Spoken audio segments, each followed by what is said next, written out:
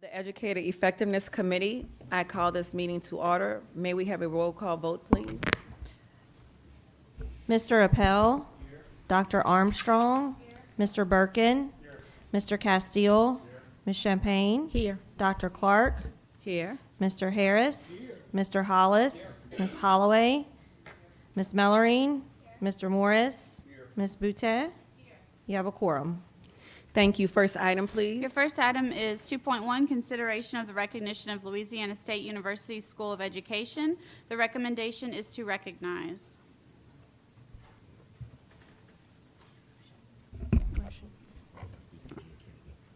Okay, may I get a motion? Mr. Harris, second by Dr. Armstrong. Dr. Clark, just as a point of clarity on this particular agenda item, I would like for us to reference this item as I think the title right now is recognition. I just want to make sure that I want to let everyone know I'd like to adjust that consideration of a presentation from Louisiana State University. So noted and accepted. Thank you.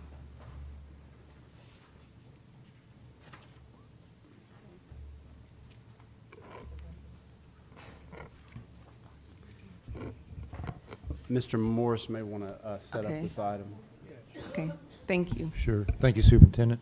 So members, I think we've had a lot of conversation, a lot of really good conversation, helping everyone on this board as well as across the state to appreciate the specific impact here with regard to teacher vacancies.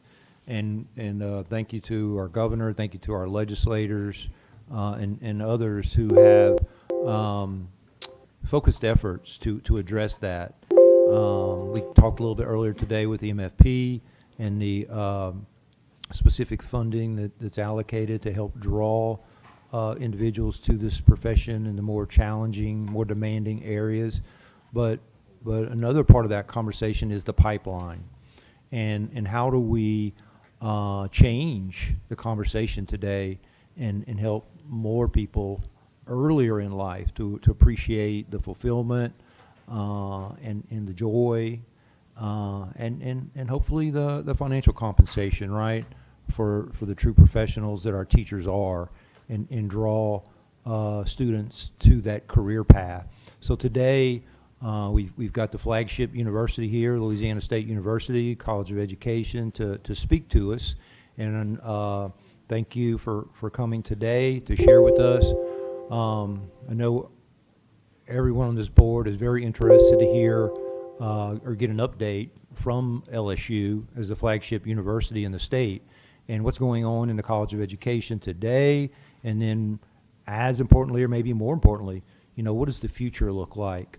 Just want to add one other comment here. I mentioned it in the previous meeting, but one of my personal concerns is the tremendous amount of infrastructure that's invested south of I-10 in the manufacturing industry, and I know for a fact there are dozens of jobs that have been transferred overseas because we don't have the technical expertise here locally. And if we don't have the chemistry teachers, the math teachers, the physics teachers in our high schools, then what's going to draw those high school students to those career paths? For me, it's an imminent void unless you guys can bring something to the table to help us see how we get there. And so as a result, the do-nothing case here is going to be that those jobs are going to be filled because that infrastructure is not going anywhere. The question is, who's going to fill those jobs? And if we don't get these folks in those math and science classrooms in our high schools, those jobs are going to be filled by people from other countries. That's just the bottom line. And so we've got to decide, how we're going to address that with a little forward thinking here and some planning. And so looking forward to your thoughts on that subject as well as an update. So thank you again.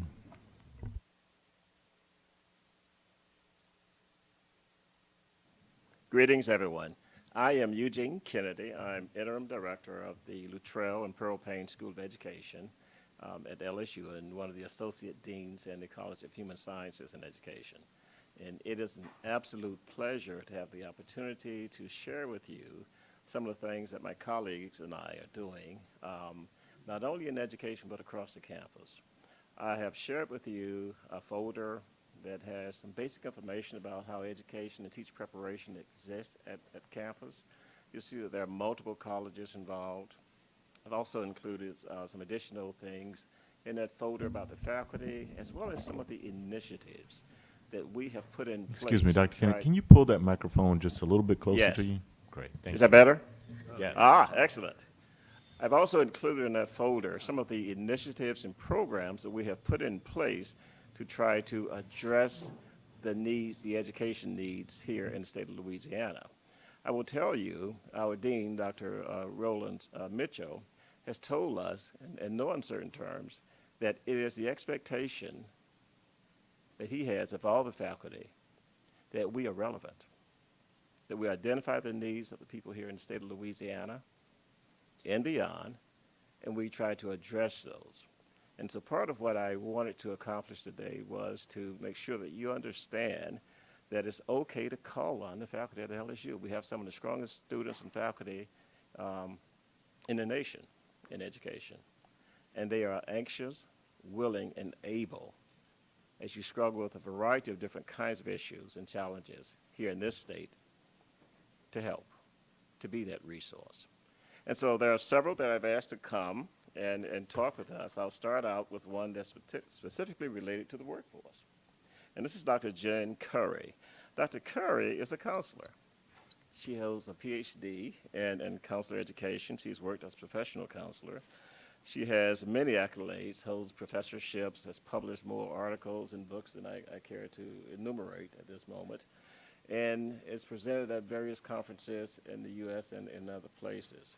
And I've asked her to give us a brief presentation, a summary of her work related to workforce preparation of very young children. Jennifer. Okay, good afternoon. So just like we talk a lot about helping very young children learn about things like numeracy and literacy, they can also learn a lot about careers. And that might kind of surprise you because you think a lot about career development probably with high school and maybe even middle school. But I'm here today to tell you that actually young children love to learn about careers, and it's really important that we start career development early with children. So an initiative that I started working on 5 years ago has to do a lot with career development, and so I'll tell you about that today. So one of the things that we have to do is kind of walk backwards and to think about how are we doing in career development nationally at the state level. And I don't want to go through a whole bunch of statistics and bore you, but we haven't been doing really great. One of the things I will tell you is that Generation Z, that is our current graduates, have struggled a little bit nationally. You probably have heard about that. So for the class of 2024, 6 out of 10 were terminated by reports of employers, and part of that was because employers said that basically they were not very appropriate in the workplace. Maybe they weren't very professional, didn't show up to work on time, didn't dress appropriately.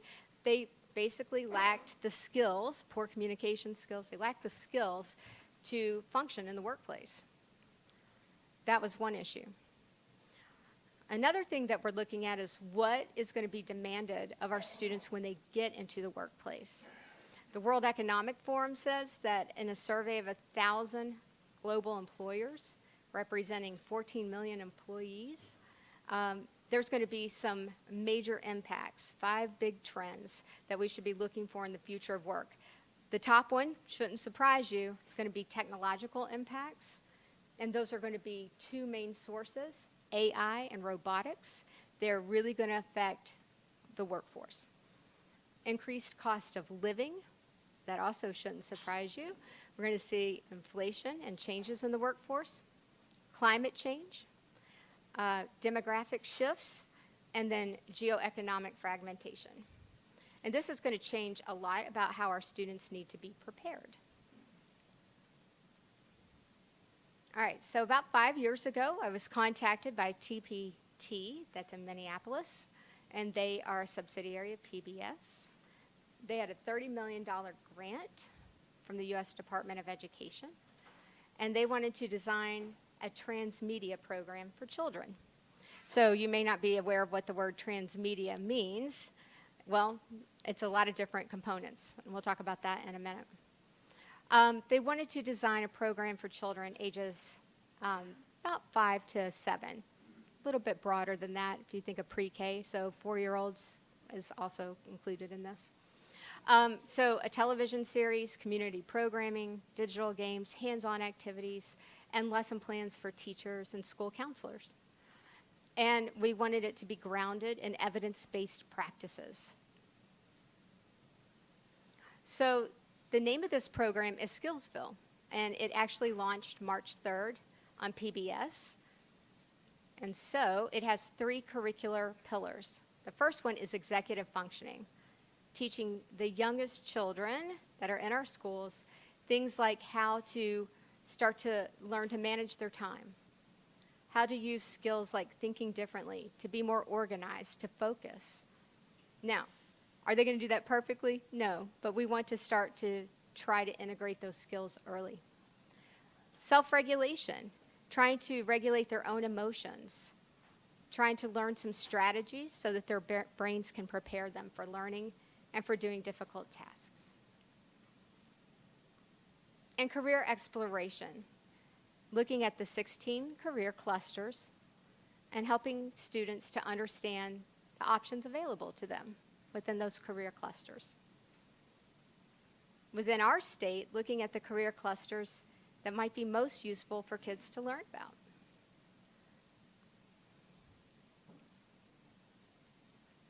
The Skillsville program comes with lesson plans, like I mentioned earlier, but also very short television programs.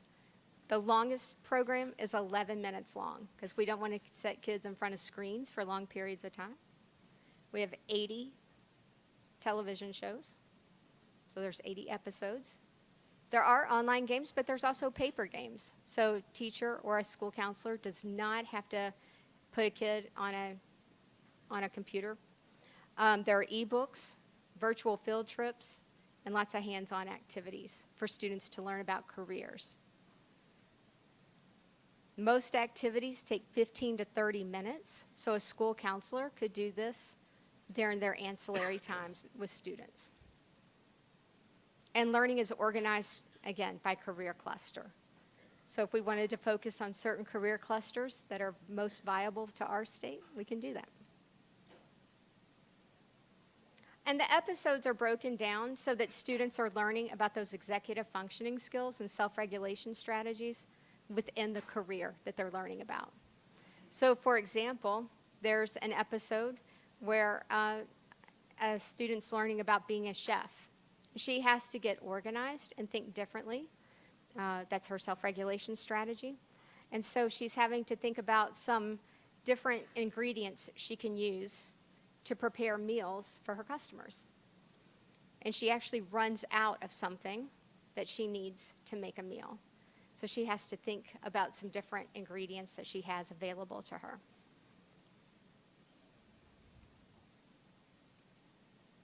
And like I said, there are paper games, so educators don't have to put every kid in front of a screen to play a game or to learn about the different activities.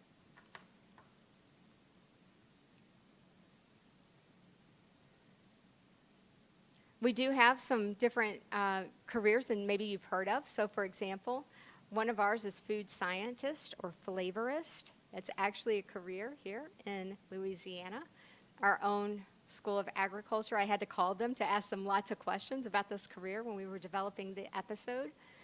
So every episode is based on the actual activities that somebody would do in that career.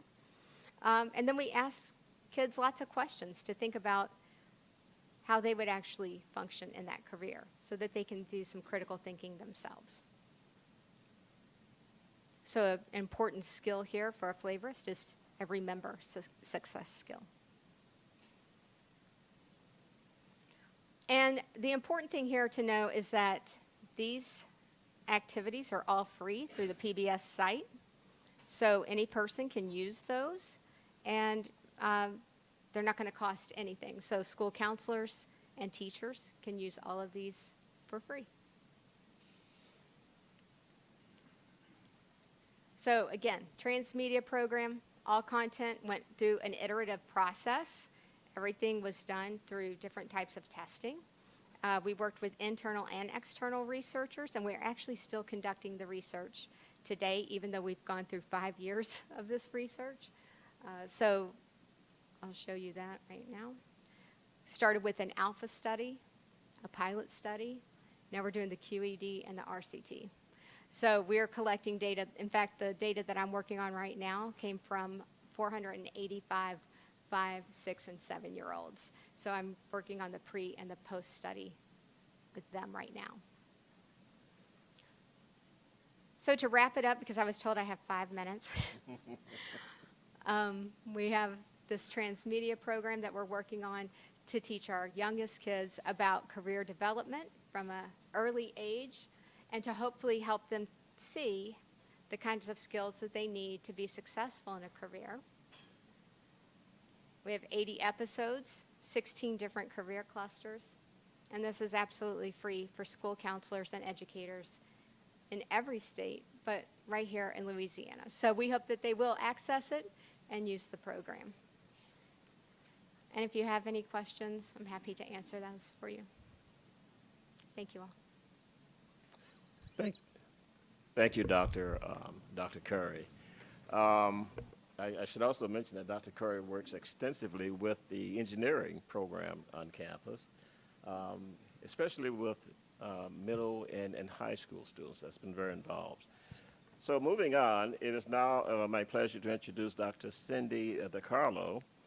Dr. DiCarlo heads our Early Childhood Education program, our Early Childhood Education Institute, and runs the academic component of the preschool, as I call it. She has an extensive background in early childhood education, has been an educator, and is an outstanding and exemplary scholar. I've asked her to talk a little bit about her various programs and some of the initiatives that they have going on. Dr. DiCarlo. Thank you. What I wanted to run through today are the strategic initiatives that the Early Childhood Education Program has put together since 2005. So I'm just going to go ahead and run through this chronologically. In 2005, LSU launched the PK to third grade teacher certification program, and what we focus on is producing highly effective teacher leaders. So at LSU, we want to contribute to the field, not by graduating the most students, but by graduating students who will go on to be leaders in the field of early childhood education. Our program is innovative in that we have 4 semesters in classrooms across rural, urban, and suburban settings, and hands-on experience for those in our program that begin in the freshman year. So students are very well prepared. They know unequivocally that they do want to work with young children in early childhood settings. And we do continuous program assessment. So we are evaluating our students. We do something called assessment team meetings at the end of every semester. And we use this data not only for improvement for individuals coming through our program, but also to evaluate and make changes to our program. In 2016, we brought our campus child care center underneath our academic unit and rebranded as a model demonstration and research site, renaming the center the Early Childhood Education Laboratory Preschool. This serves as an observation site for multiple disciplines within and external to LSU, and also is the host for many research projects. In 2019, we were chartered by the Board of Regents as an Early Childhood Education Institute. And within our institute, we focus on early years research, specifically birth to age 4, which is the least researched and least funded segment of the education population. Our institute promotes collaboration among researchers who are all doing similar work and focuses on disseminating research-based practices to produce highly effective teachers, and recognizing that it is our obligation to not only conduct this research, but to translate it into practice and get it in the hands of teachers who are working directly with young children. In 2020, we launched we were the first and only university to offer birth to kindergarten certification.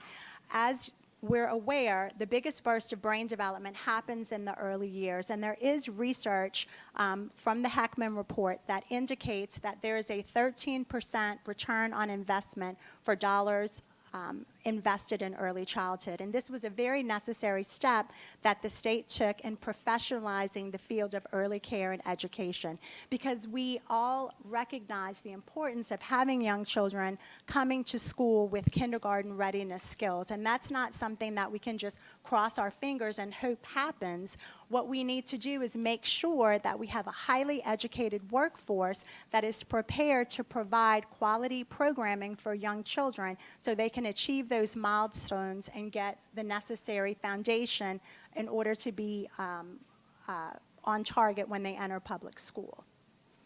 In 2021, LSU launched the pre-K and birth to kindergarten alternative certification programs, and this was largely in response to teacher shortages, and it provides a pathway for those who have non-education bachelor's degrees, and we focus, unlike alternative certifications that are non-university based, we focus on having teachers come in, they have the reading requirements, and they get the program assessment, and we're making sure that they have multiple experiences in the field so that they are well prepared. And research tells us that people who are highly qualified are more resilient and they're likely to stay in the field. So by making sure that we are well preparing teachers, we are reducing turnover. In 2021, the Louisiana Association for the Education of Young Children became the first university-sponsored state affiliate. So this is an early childhood professional organization, and our key focus is on professional development and networking. When we first came on board as a professional organization for the state, we did a survey of teachers, and we found that the top two things that they were the most interested in was specific professional development targeted for their area of the state based on their needs, and networking, opportunities to talk with others who are teaching the same thing that they're teaching and having opportunities to network and grow it professionally. We promote the education of early care and education teachers, and this is LSU's connection to reach every area of the state. And so as a professional organization, whenever we attend conferences, our message is very clear. We believe that all teachers need to be highly educated, and we will promote every program in the state, from the early childhood ancillary, the 2-year programs, and all of the 4-year programs that are teacher preparation. We also, in 2021, our institute became a BESI-approved early childhood ancillary certificate provider. Research tells us, and this is long-standing research published over 30 years ago by Marcy Whitebrook, that the best thing you can do to ensure positive outcomes for young children is have a highly educated teacher. And this initiative, we feel like, really supports kindergarten readiness through the education of early care and education teachers. So we want to make sure that when children go into child care centers, that they have someone who is very well acquainted with child development, and they know the best research-based skills to use when educating young children so that they get the foundation that they need to come to school kindergarten ready.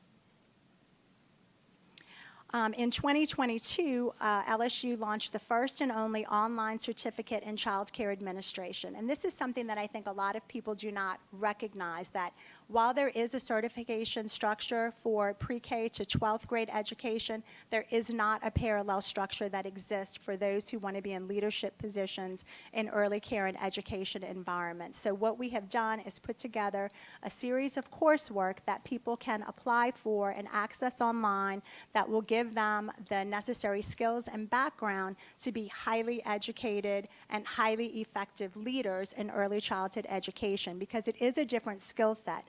Most people who are promoted to be leaders in early care and education environments are simply very good teachers, and it is a different skill set that is required, and we want to make sure that we're educating people to be administrators in early care and education environments so that they will stay in the field and we can reduce turnover. In 2022, the Institute received a transformational $5 million gift from the Goyettes. They gave this money to the Institute to support early care and education research, specifically on birth to age 4, to make sure that we could invest in research and we could invest in students who are entering the field of early care and education. We also worked very closely with the Board of Regents on creating a stackable early childhood education credential. So this credential begins with that early childhood ancillary certificate all the way through graduate school. So this certificate is offered post-high school and also as a dual enrollment within high school. So we are working very closely right now with the Industry-Based Certification Advisory Board to try and get this pathway offered on the state focus list, because as you know, this releases funds for both Jump Start and Fast Forward for high schools to be able to offer this, because although there is some argument if this is a high-paying job, which we did do a research study on this and found that the average of those 1,600 and some odd child care center directors that responded to our survey, or I should better said, there are 1,600 and something licensed child care centers in the state.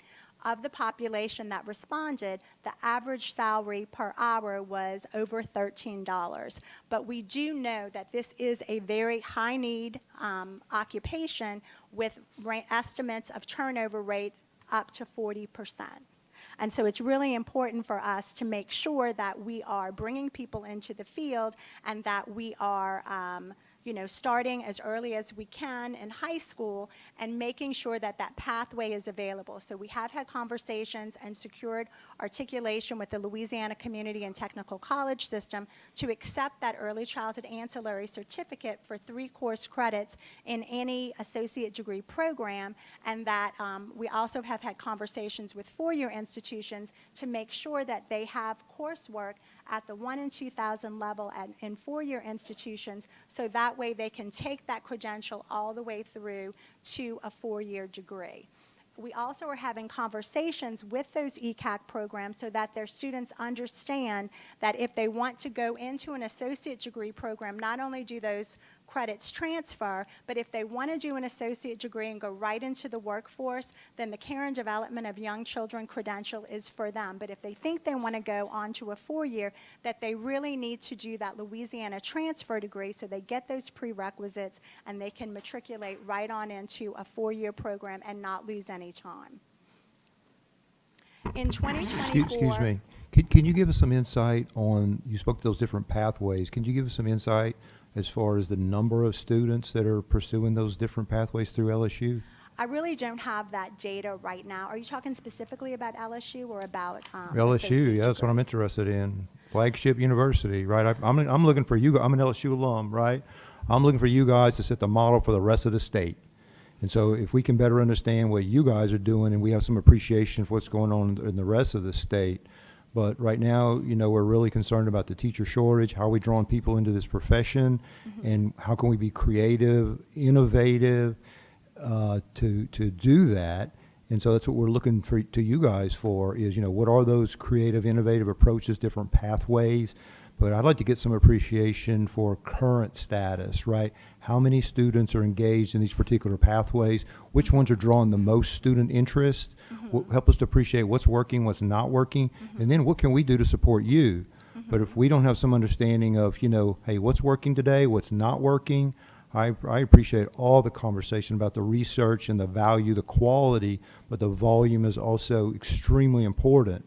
So if you could help us out with some of that, I think that would be appreciated by our membership. Sure. So if I start back with the Early Childhood Ancillary Certificate, we did get a grant from the Board of Regents to pilot a high school-based program. And so we did that in Iberville and Washington parishes, and we had a 93% completion rate for that cohort, which is fairly high for an early childhood ancillary program. I did request from the CDA Council Louisiana-specific data on their graduation rates, and I have not yet got that to make a comparison. But as part of that pilot, we reached out nationally to all programs that had high school-based early childhood ancillary programs to find out what the hurdles were. And some of it had to do with the students not earning enough hours in the field in order to be able to sit for that exam. And so we made sure within our pilot that we had very strong local community connections. So we work with the child care resource and referral entities and the local school systems to make sure that we had the support of the local child care center, so we were addressing those kinds of needs. And then within our post-high school program, right now we have a 74% completion rate. And there are a lot of challenges with those programs. We do have generous support from the Louisiana Department of Education, but we're now limited, although the workforce needs have not been met. Each of the BESI-approved ECAC programs can only enroll 20 students per cohort. And so one of the reasons, this next slide about the registered apprenticeship pathway, we reached out to workforce and applied for apprenticeship status for the early care, establishing the early care and education teacher pathway to extend workforce dollars to the birth to 4 population. And this was really important because previously there was only a K-12 path.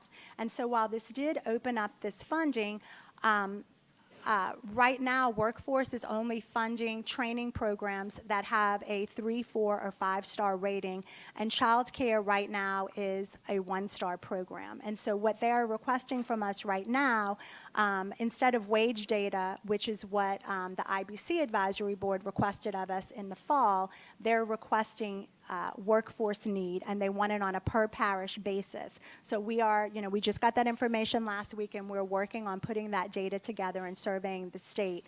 But it is a very high need occupation, and so once we cross this hurdle, then we will not only be able to access Department of Education funding, but we will also be able to access Department of Labor funding. And so we're working on that right now. And so I think the biggest hurdle currently for those coming into the field, particularly in birth to kindergarten, is the return on investment for the individuals, because there is about a 50% wage gap between what you can earn in an early care and education or child care center versus what you can earn in a public school setting. So what we are seeing by and large is when people are going back to school to continue their education, once they get that birth to kindergarten certification, they are able to get a job in the public school system teaching pre-K or kindergarten. And while I want people to be able to make more money and have a better lifestyle, what it's really doing is, as we are increasing the education level of the early care and education workforce, it is we're seeing some shifts in people going to work in the school system. So while people, it is a calling, people come into the field because they love what they do. A lot of times there are competing priorities such as finances. I mean, currently, if you look at the early childhood workforce, about 40% of them qualify for public assistance because the pay is so discrepant between public school and private child care settings. So I just have some final slides that basically talks about our institute. I know we've shared these, and all this information is available on our website. So I will go ahead and pass this over to the next presenter, but I'm happy to answer any questions. I did have one more. Sure. I'm really interested in, I think all of us appreciate the 13% ROI. We're really excited about that. So we appreciate the value, and I appreciate the assessment process that LDOE has put together to help folks appreciate the value of the ECE centers. But I still recognize a gap between the ECE graduate, if you will, and kindergarten. There's still a gap there. We still have too many kids that are unprepared for kindergarten, even though they've been through high-performing ECE locations. Given the research you guys have done, how do you appreciate the significance of that gap, and how do we close that gap? I think there's a lot of things that factor into that. The research I was referencing before by Marcy Whitebrook that was in the 90s, one of her seminal articles is called Bachelor's Degrees Are Best, and it shows the economic impact, or really the child outcome impact on students who have highly educated caregivers. And right now, there is a vast discrepancy between the educational requirements in childcare versus the educational requirements in public schools. So public schools require a bachelor's level degree and a certification, whereas childcare centers require the early childhood ancillary certificate, which is a 120 clock hour non-credit bearing credential. And while it is a very good first step in professionalizing the field, it is not the same as a bachelor's degree and teacher certification. And so while a lot of people I speak to do not understand how childcare is funded, public schools get minimum foundation funding and they also get their parish tax base.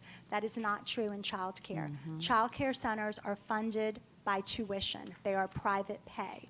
And so a childcare director has got to make her budget work for her building, her utilities, all of her payroll, and all of her expenses based on the tuition that she charges.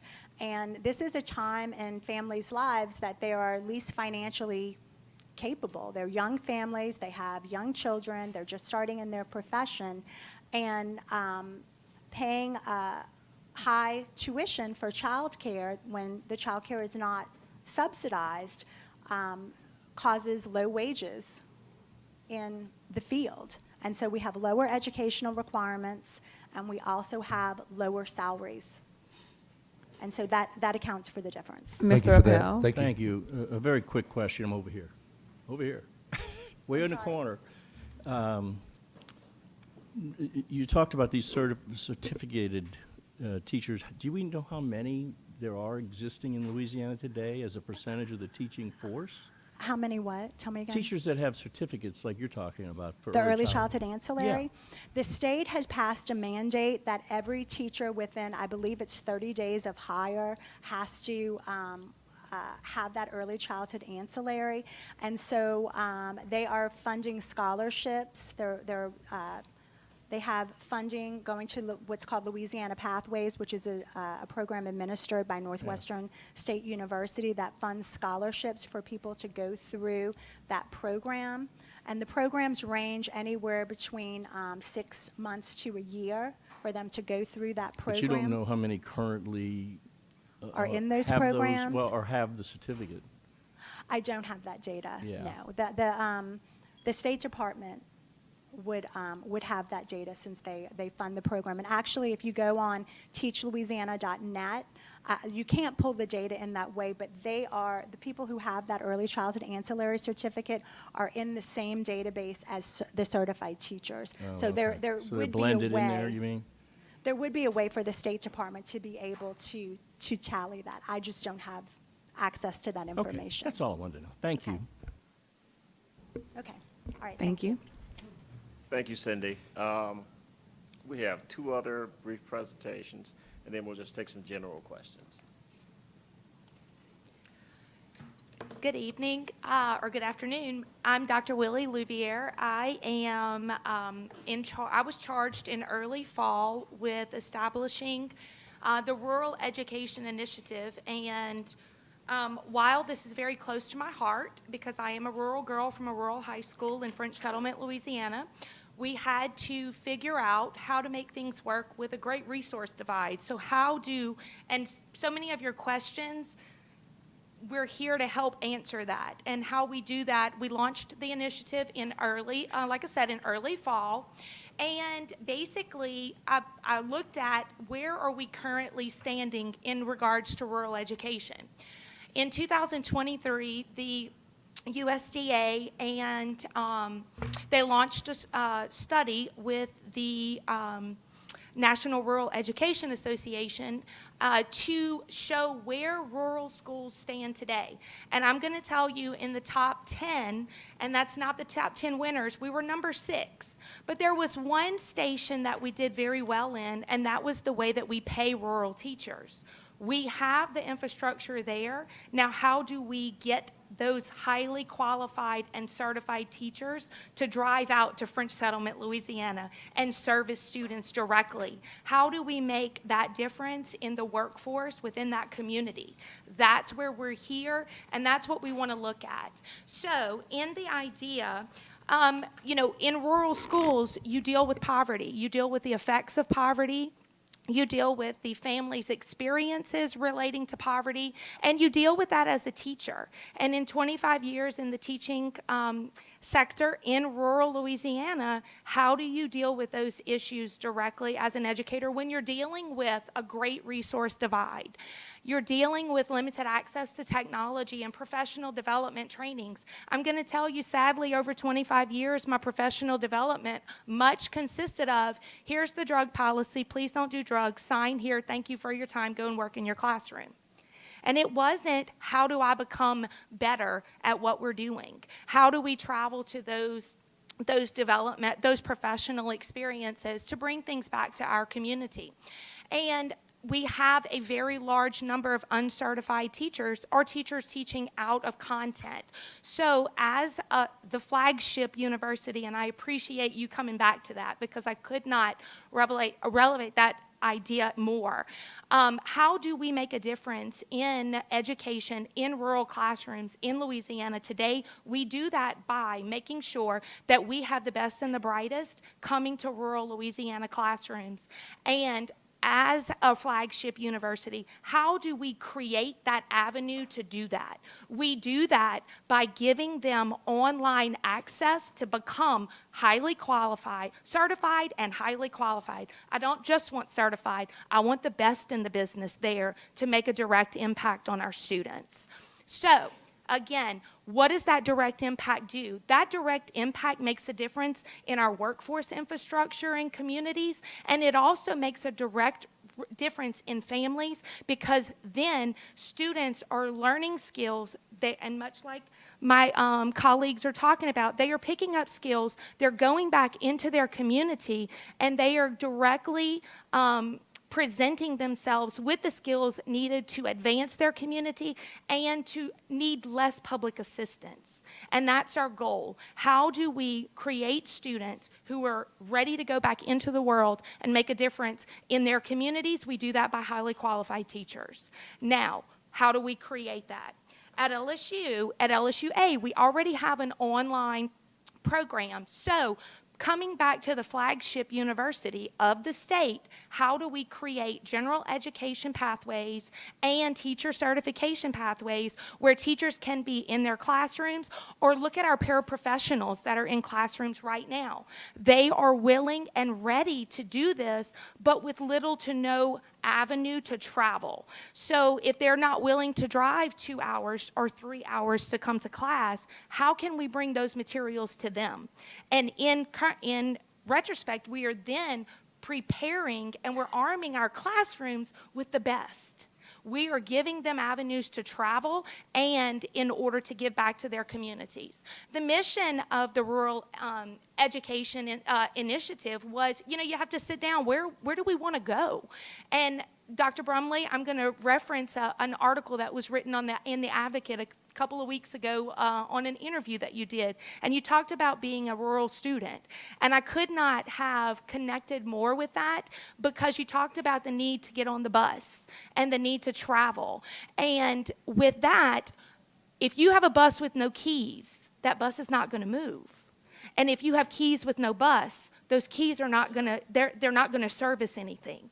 But if we give them the avenue to directly impact rural education workforce, then we are giving them the access to technology-rich learning environments. We're giving them pathways, direct pathways to post-secondary education. We're giving college and career trajectory change. Give them the avenues to travel, and then let's show them how to get there. So with the educators that came with me today. And I'm going to be followed, Dr. Carrie Tobin's going to be right up behind me, and she's going to talk about homelessness. So we have the ability to give them skills and relevant. That's the key. We want to make it relevant.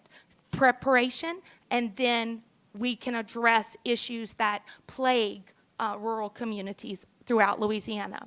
Now, we want to increase that access to professional developments. We have done that. I work closely with Dr. Cindy DiCarlo, and through early childhood, we have been implementing something called ed camps, where professionals can come, parents can come, child care directors can come, people off the street can come and learn about best practices that are happening in classrooms today. But it's kind of like a summer camp where you show up and you bring the topics. You come in with a sticky note and you stick it on the wall, and we call it parking lots. And we talk about things that are plaguing real-time relevant classrooms. And many times the paras are coming in, those educators who are out of content or in need of certification are saying, how can I reach that and not have to leave my classroom? I don't want to have to walk away from my students, but I want to be able to better serve my students and their parents and their community and their caregivers. So with that being said, how do our strategy to recruit, train, and retain rural and remote educators? And you know, there are 3 categories to rural, which I know you are not,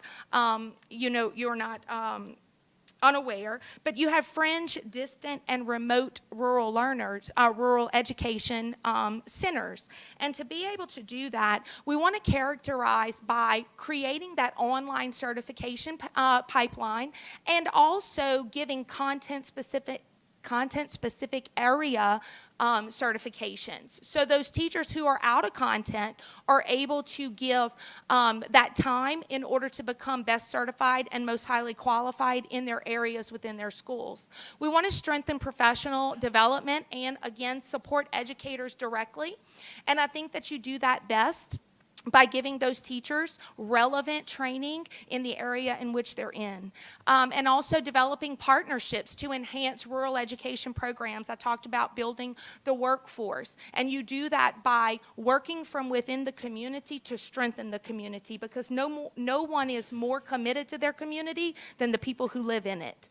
And coming from French Settlement, Louisiana, our community loved our community and those surrounding areas. How do we best serve those? And we do that by expanding access to technology.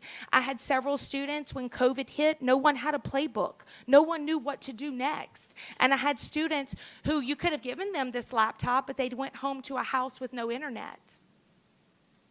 We had to do paper packets in manila envelopes, and the buses picked them up on Tuesday and would bring them back on Thursdays, and they were ready to go out the next Tuesday.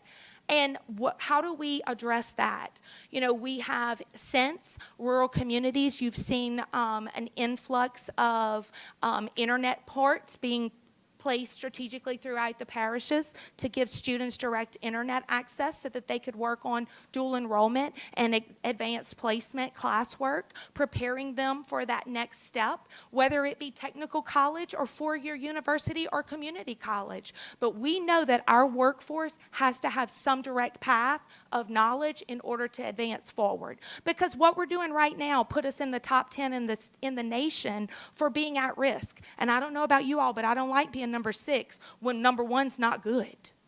I like number 6 when number 1 is the winning, and that's what we need to do in Louisiana. Can you help me? So we've all got a significant amount of experience now, I guess, because of COVID with remote learning opportunities, and we certainly appreciate the access concern in rural areas. What is LSU doing, though, that's unique or innovative that's drawing student interest to that type of approach to education? And what kind of response have you seen from the rural students? Can you give us some appreciation for, some quantitative assessment for, we've got 100 students in Northeast Louisiana and rural areas that have responded because of XYZ that we offer, and this is unique in the state? Do you have any examples for anything like that? Absolutely. I'm going to bring your attention to the screen, and this is one thing that could not answer that question any better. We have 36,000 approximate students across Louisiana in indigenous cultures. And one of the things that we were tasked with, the Rural Initiative, in the fall was to establish a pipeline for students to come to LSU and teachers to come to LSU. And with our indigenous cultures across Louisiana, we have a high number of uncertified teachers in the tribal areas. So this gave students a direct pathway to come to LSU to see what that looks like. We have 11 indigenous cultures across Louisiana, and what that did was it gave us an open line of communication to those cultures, because indigenous cultures make up about less than 0.5% in Louisiana universities currently. So how do we impact there? And you had said something earlier that resonated heavily with me when you said, how as the state flagship university can we become a model? If we can implement, and not if, but when we implement a complete online teacher certification program, and we're able to reach teachers in their classrooms in, for instance, tribal nations, then we can utilize that aspect across the nation for areas that need direct implication, and be able to service those students and be able to service teachers in the meantime. So you want to make that difference in order to be able to create that service. Thank you. Any other questions?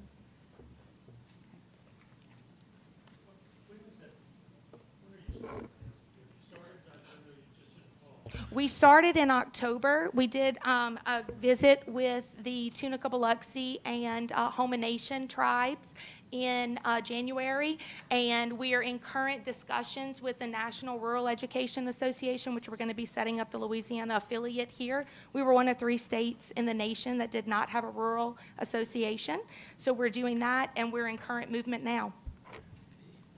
And When are individuals going to be able to enroll? Well, I hope as soon as possible. So I am definitely, we just had a meeting last week about establishing the pipeline, and that's why I looked at him, because he's one of our greatest supporters. But being able to, as early as next spring, I would love to see that motion moving forward. I'm a rural person, too. I love it. You get an A+ already. Thank you, Willie. Carrie, again, in the interest of time, come up and briefly introduce yourself. Introduce myself, sure. I was told I could have, hello. I was told I could have 5 to 6 minutes, so I have myself on a timer. I will not go over 6 minutes. My name's Carrie That was Tobin. 30 minutes ago.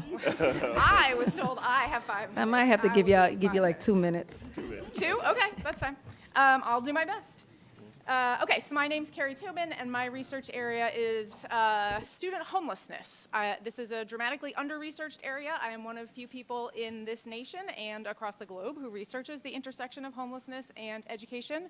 Unfortunately, it is a large and growing problem, both in the United States and in Louisiana. So we have about 1.4 million children enrolled in K-12 schools nationwide who identify as needing services for homelessness.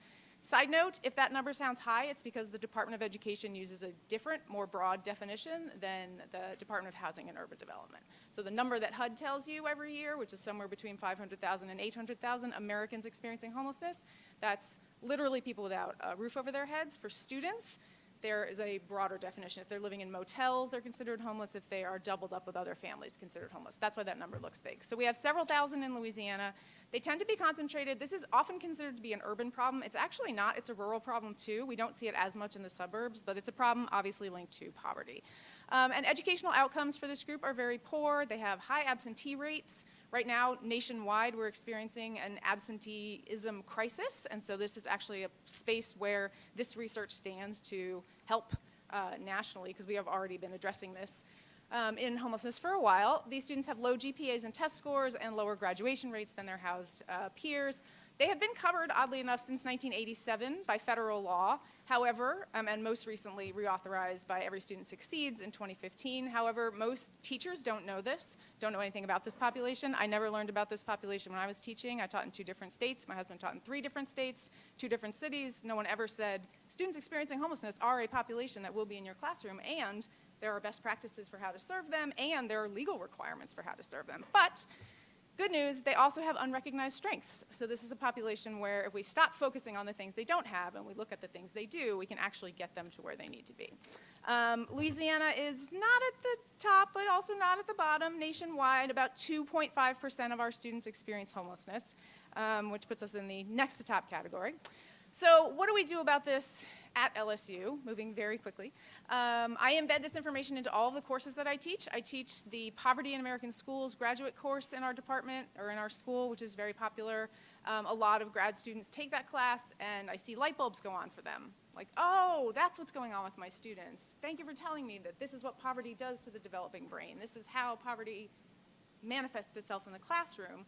And we spend a lot of time talking about housing stability as a piece of poverty, because often it's a cyclical relationship between the two. I also teach a trauma-informed schools and classrooms course where we talk obviously about different kinds of trauma. Losing your home is a form of trauma, certainly. I also bake it into the elementary social studies methods class, and I forgot to put on here that also it's included in my secondary social studies methods class. So anybody who has me as a professor at LSU will hear about this topic. And for the last 6 years, I've been teaching an honors course about homelessness in our community.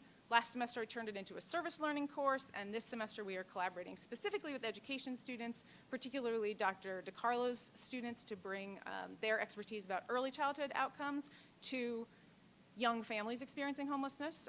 Interesting fact, in the United States, you have the greatest likelihood of experiencing homelessness when you are an infant. That is the population that is most likely to experience homelessness here. And I try to give out information on how we identify students experiencing homelessness, how they're defined, and then best practices for administrators, mental health providers within schools, and for teachers. I wrote, along with one of my graduate students 2 years ago, the only book in existence that tries to compile best practices for teachers about how to serve this population in the classroom, called Homelessness in the Classroom.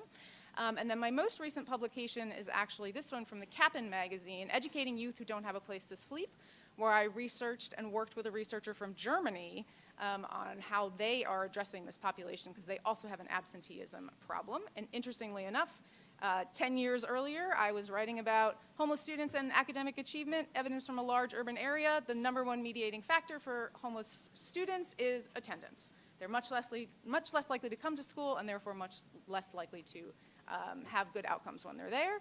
I was interviewed on NPR during the COVID crisis, because this was a population that suffered significantly, not just access to the internet, but things like teachers requiring students to have their cameras turned on during Zoom. If you live in your car, you'd rather just not come to class than turn your camera on. So just a lot of things that teachers don't know about because no one ever told them, and no one ever told me when I was a teacher. I tried to do a lot of awareness raising. My service learning project in the fall, we raised over $3,000 for Youth Oasis's maternity group home. Youth Oasis is the only youth homeless shelter in Baton Rouge, and the maternity group home serves women ages 18 to 24 and their very young children. So here are some sophomores on the left buying things like high chairs and strollers. We did collection bins, sororities did collections. Students tabled in Free Speech Alley to raise awareness about the issue. They also tend to like to raise awareness about the issue of college student homelessness at LSU, because it turns out we have that as well. And here we are setting up for their Halloween party at the maternity group home. The students found it really impactful, both on themselves, and I got good feedback from the young moms that we were serving. And right now we have an upcoming virtual event for school administrators, counselors, and social workers. The executive director of the National Association for the Education of Homeless Children and Youth will be our keynote speaker, and we're going to talk about not just how to serve these students, but actually how to recognize their strengths and unlock their potential, and also introduce a workshop series for teachers, which is where my main interest lies, offered by my graduate students and myself. The end. Told me 5 minutes, that was fun. Carrie, you did great. Thank you very much. No? That was very good. Great. I think we went over a bit, but I do want to thank you for your patience. As you can tell, we're very much excited. What I will say is this. We have expertise that is remarkable and unequaled in many places. I love your questions, Mr. Morris. If you send me those questions, I will get you answers. And I say that, and I don't say it lightly. Not only do we have expertise in our college, in our school, but we have networks across campus and across the nation and in other nations. And again, I would love nothing more than to hear from this board what your major needs, questions, research-based I'll go. practice. I'll Yes. go. You're Yes. asking, I'm not a member of the board, Okay. but in very practical terms, as the flagship university, I need LSU to prepare more graduates to step in a classroom ready to teach. And while I appreciate everyone's passions and interest about, you know, the personal things that you may find relevant, at the end of the day, we need teachers that can step in and go to work on day one. And that means aligning your practices to the science of reading. That means aligning your practices to foundational math skills. And I just want to, you know, for what it's worth, and I'm happy to have a follow-up conversation with you and maybe pull together a few system leaders to talk about further alignment around those ideas. And also, if we can be helpful in terms of thinking about recruitment, we would like to be helpful in that way. But from just a practical matter, we need people to step in classrooms ready on day one as much as possible. And that's my ask to LSU. I accept. Thank you. And this is what you just agreed to. Yeah, You'll get an email from me this afternoon. I appreciate that, but I'd like to make one more point if I could, Yes, Madam Chair. yes. Yes. You know, you and I and Dr. Mitchell sat down for a little while and chatted on this topic, and I share with you guys, I've talked to a number of university presidents over the last year or two, and you know, the feedback I get is we're going to have to cut back, we're going to have to cut back, we're going to have to cut back. It's a business decision. And the reason they're having to cut back is it's a supply and demand issue. What's the demand for your product, and how does it fit into career pathways and regional employment demands? And I would just encourage you to look at the demands in your area, and I would ask you simply, how many qualified chemistry teachers did LSU graduate last year? How many certified math teachers did LSU graduate last year? I mean, do you guys know that off the top of your head? Yeah. How many certified math teachers did you guys graduate last year? At the secondary level, less than a dozen. Less than a dozen. Yes, And that's what correct. do you perceive the demand to be? Much greater. How much greater? 5, 10 times, 20 times? Absolutely. I would say maybe 5, 10 Right. times greater. So personally, just speaking for myself here, that's the kind of information I'd like to start hearing from the flagship university, right? Is what are we doing to meet the demand? What are we doing to meet the business demand? Because that's the future of our state. If we're not able to prepare these students for these employment opportunities, there's going to be other people from other countries filling those jobs. My preference would be that they're coming from this country, from this state, from the flagship university. So one of the reasons that we, and I in particular, are so excited about this opportunity is to have exactly this conversation, because it is the intersection of research and policy. We need to be at the table. I can tell you reasons that we experience on our end in terms of trying to attract and prepare secondary mathematics teachers or physics or chemistry teachers. I know what some of the issues are. I need to share those things with you. And we need to sit down and figure out exactly where the obstacles are. I can tell you why they're leaving. The ones who we do graduate, I know what some of the issues are. And again, what I was saying to Superintendent Bromley is the idea of us, the academicians and the policymakers, sitting down and really having extended conversations about these things, for me, is critical.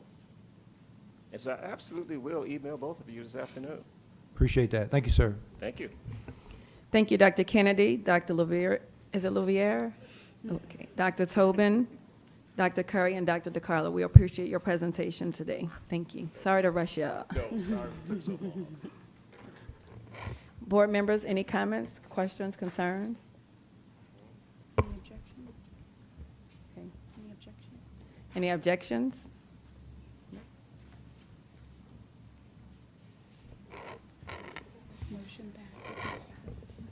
Motion passes. Next item. Next item.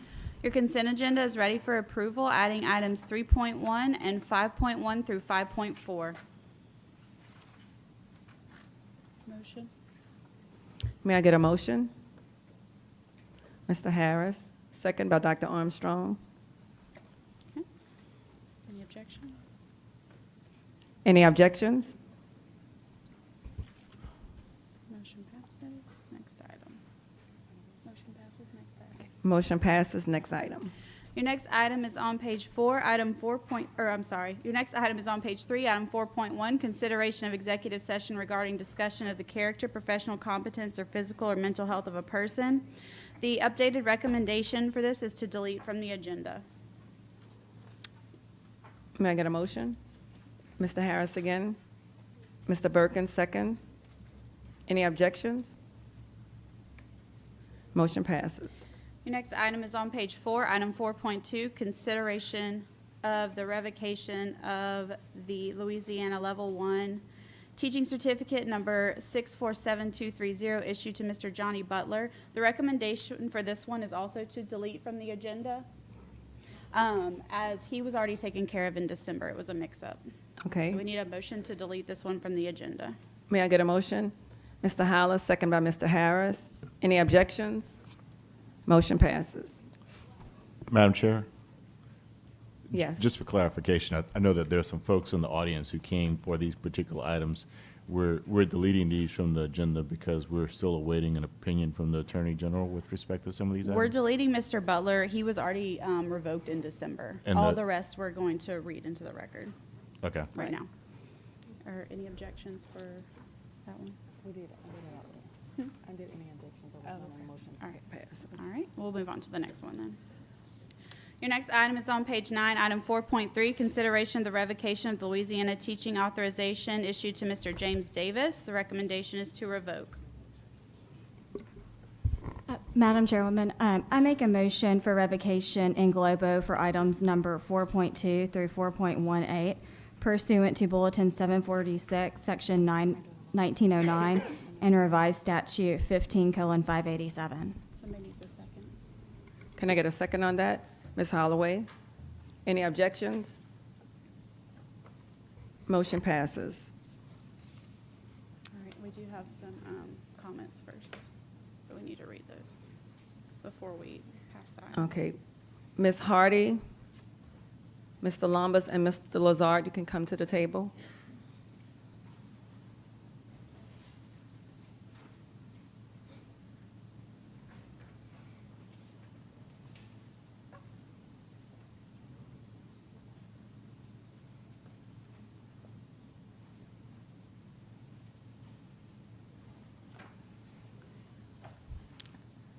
Please state your name. You have 3 minutes to talk.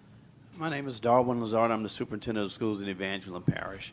And I've come to ask that you would grant the certification that Mrs. Hardy has applied for.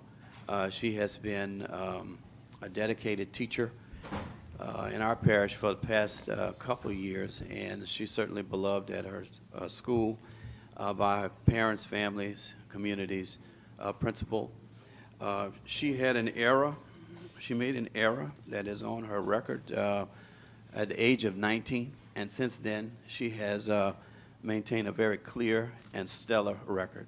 She's done a very good job teaching for us in our system, and I believe that she's an example of somebody who has turned things around.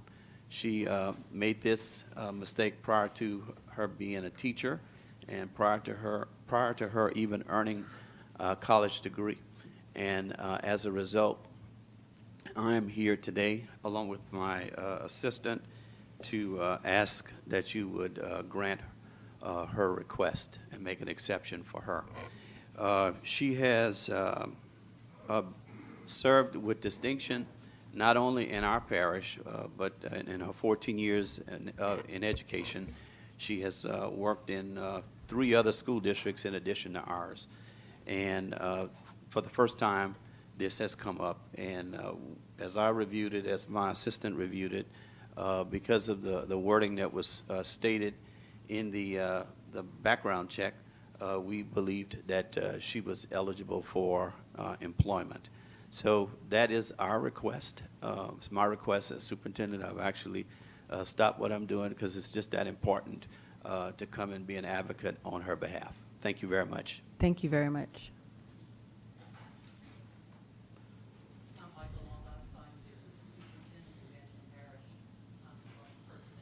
Is that mic? Hold on one second, sir. Is that mic on?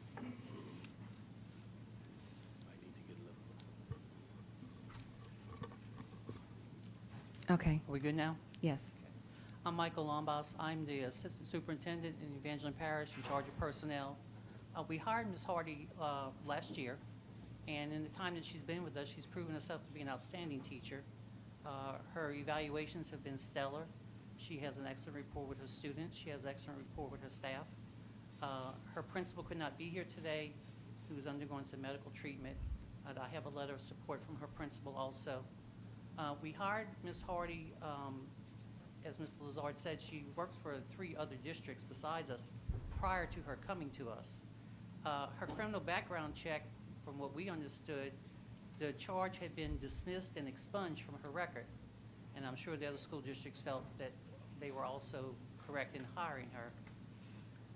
The incident that she was involved in happened in 1995 when she was 19. Her criminal background check since that one incident, there is absolutely no records of anything happening in her life, so something that happened 30 years ago. Since she has worked as a teacher, she has gotten her master's degree and is actually eligible to be an ed leader. And in one of the parishes she worked in previously, she was Teacher of the Year in that parish. And in another parish, she was nominated for one of their most prestigious awards, the LFT Award. And she was pinned for that in an award ceremony. We were very happy to have Ms. Hardy come and work for us, and she has done a fine job. We didn't know there was a problem until her certification was ready to expire, and we applied for recertification. At that time, we learned that there was a problem, and she was denied recertification. We're here today to ask you to please allow her to get her recertification. She is a proven entity. She is not a danger to anyone. She's a blessing for our children. And do we want certified teachers in the classroom, or do I put a sub in that class for those kids for the remainder of the school year? So we're please asking you to please reconsider reinstatement of her certification. And Ms. Hardy is here. This is Ms. Hardy. Ms. Hardy, do you wish to speak? Okay, you can come on up.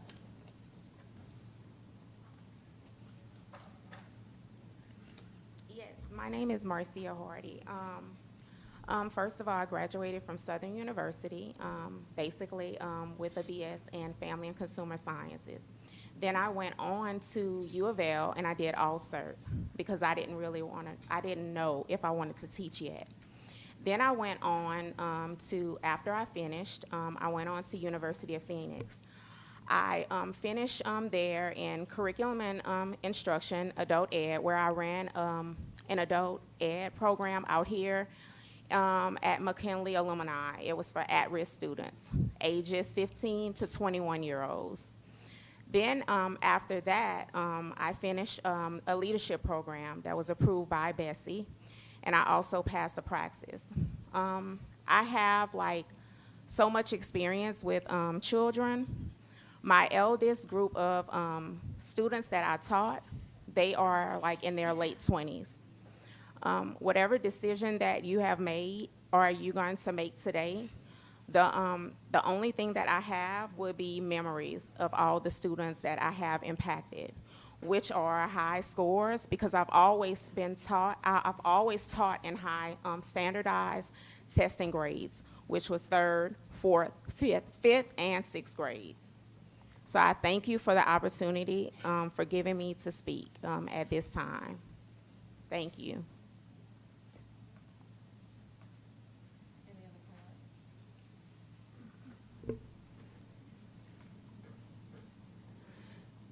At this time, board members, any comments, or does anybody have any objection to the motion?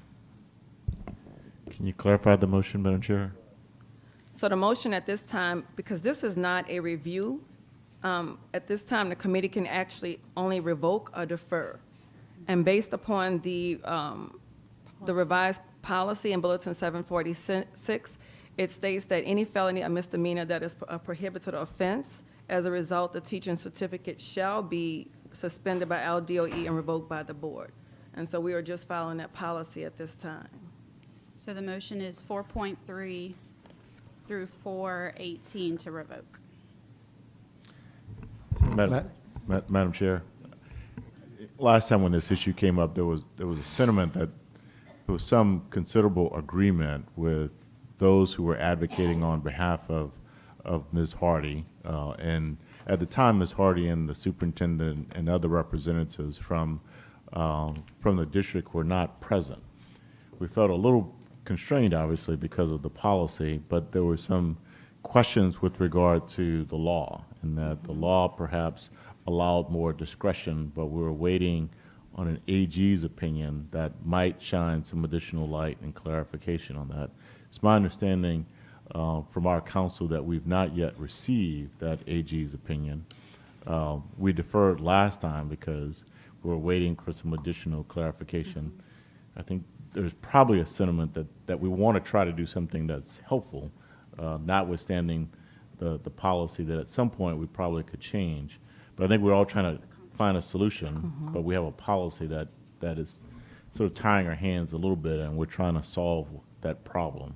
So I'm probably looking for a little guidance. I know, Ms. LeGroux, you and I spoke in the hallway earlier, and so we're trying to put our practical hat on. We know that there's a law, there's a policy, but we're trying to reach a solution. Okay. Good afternoon. I'm Amanda LeGroux, Assistant Attorney General. That's right. You guys did submit an opinion request regarding the interpretation of the legislative changes under Act 392 of the 2023 regular legislative session. As it stands right now, Bessie's policy, Section 1909, does state that all misdemeanor and felony convictions listed in 15587.1 shall be referred to as prohibited convictions for which denial, suspension, and revocation is mandated.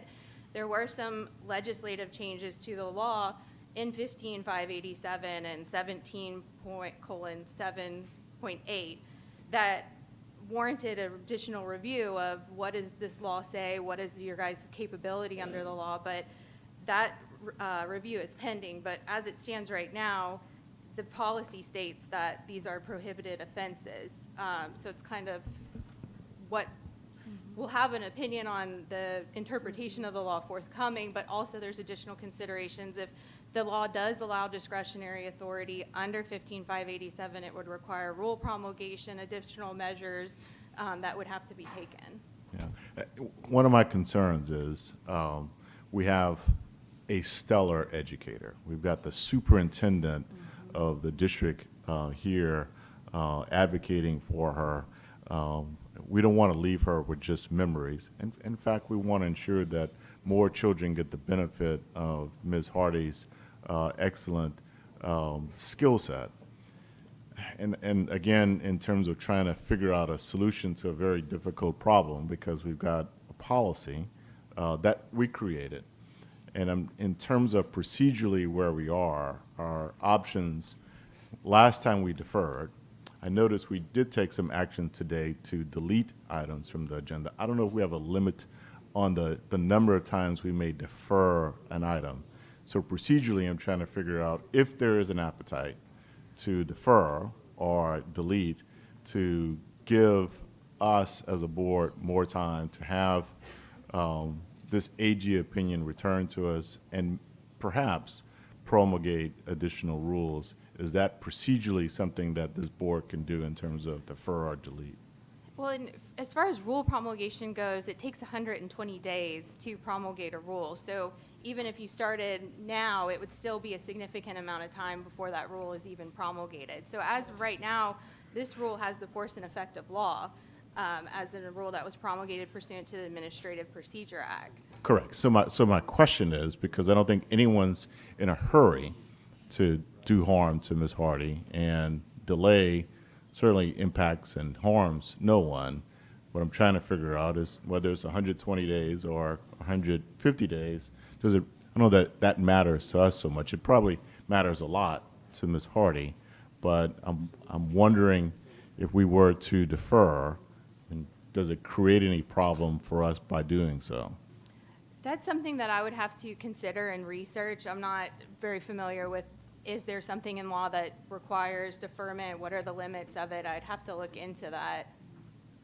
And again, I'm not trying to create any problems for us. I just know that we've got a real practical issue with no one opposing Ms. Hardy's successful career, and in fact, we've got folks advocating on her behalf here.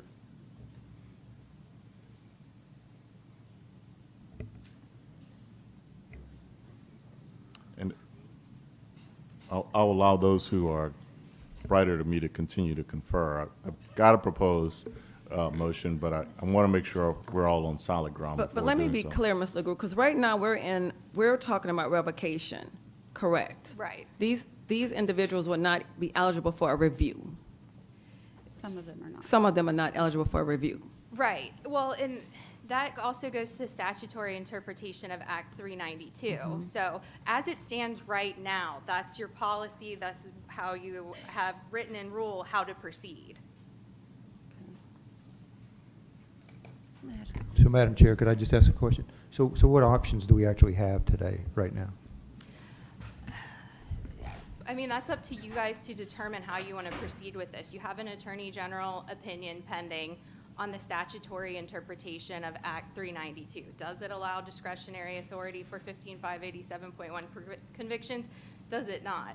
As it stands right now, with the rules that are promulgated, the rules promulgated say that these are prohibited offenses that should never be considered. So it's kind of a dilemma of maybe the law allows for this, but we're waiting in a review from the Attorney General, but our rule says that it's a prohibited offense. But still didn't answer my question, though. What are Procedurally, the the options? revocation needs to What are the take place options that we before have they can available? even So you could get a revoke, review. you could defer. Those are two options that you guys have before you. Right. Okay. Ms. Mellorin?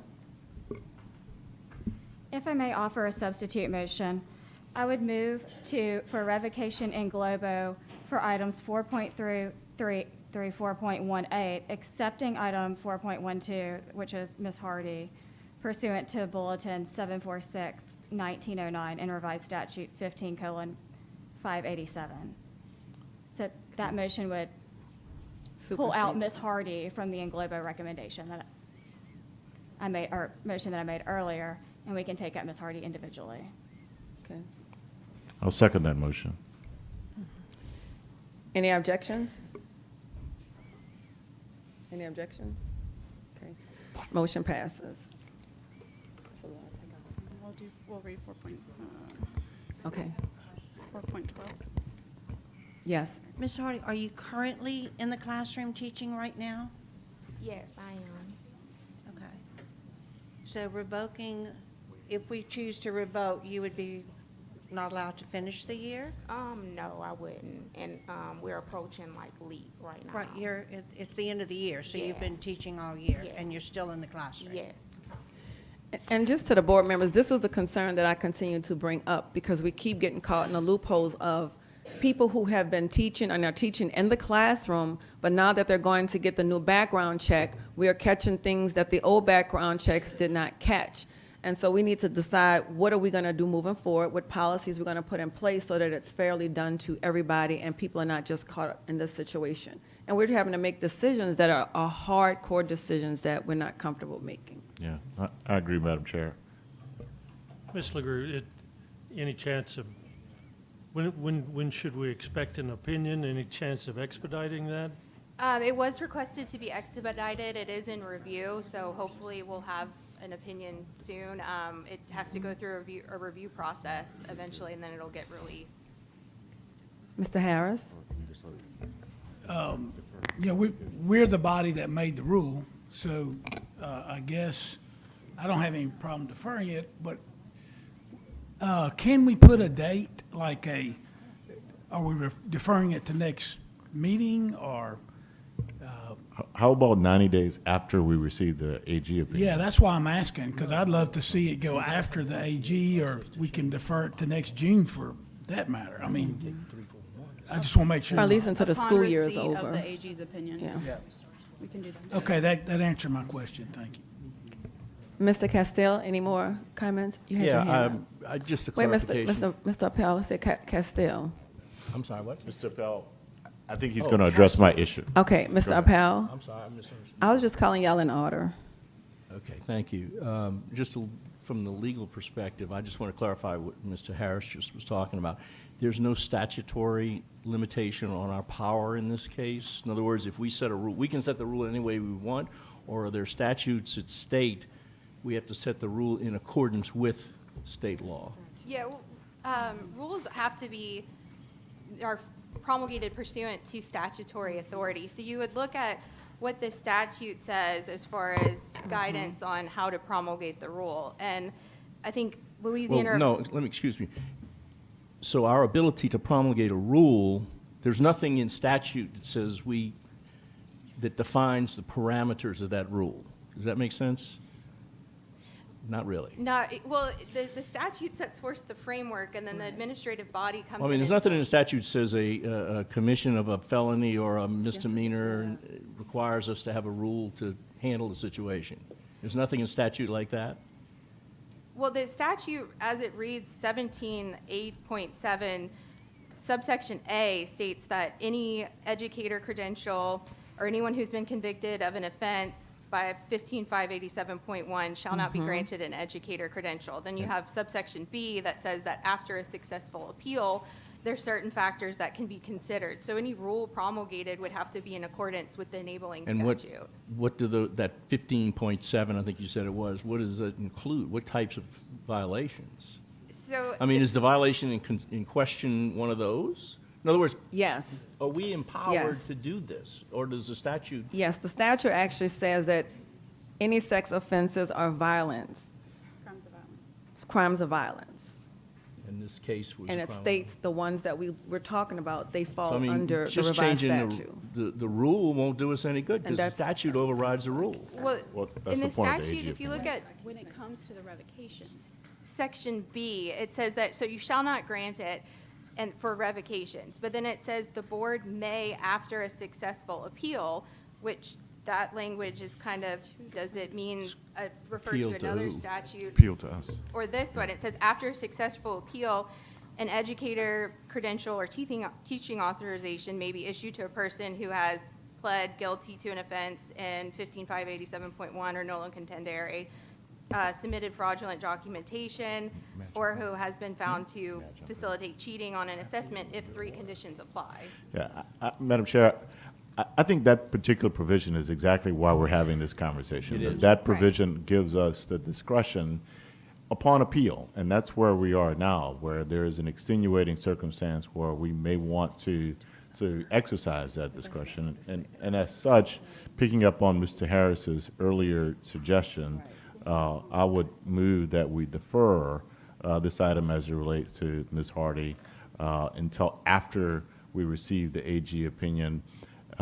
We suggested perhaps 90 days, but maybe to give ourselves a little wiggle room, maybe 120 days, just to give us enough time to make sure we've digested whatever that opinion is and decide whether we need to consider the promulgation of any additional rules. Just one, let me suggest you need more than 120 days because we would have to develop a new rule and adopt it. Then it would have to go through the APA process. Then we could promulgate the rule. So it could be 6 months. I'll accept that as a friendly amendment. And my other question was, you keep saying appeal. Is that a judiciary appeal or is that a Bessie appeal? And that's kind of what the determination that we'll make in the Attorney General's opinion is, what is that language specific to? Is it referencing another statute? Is it talking about records review? It kind of. So we don't know anything. Okay. We need the, okay.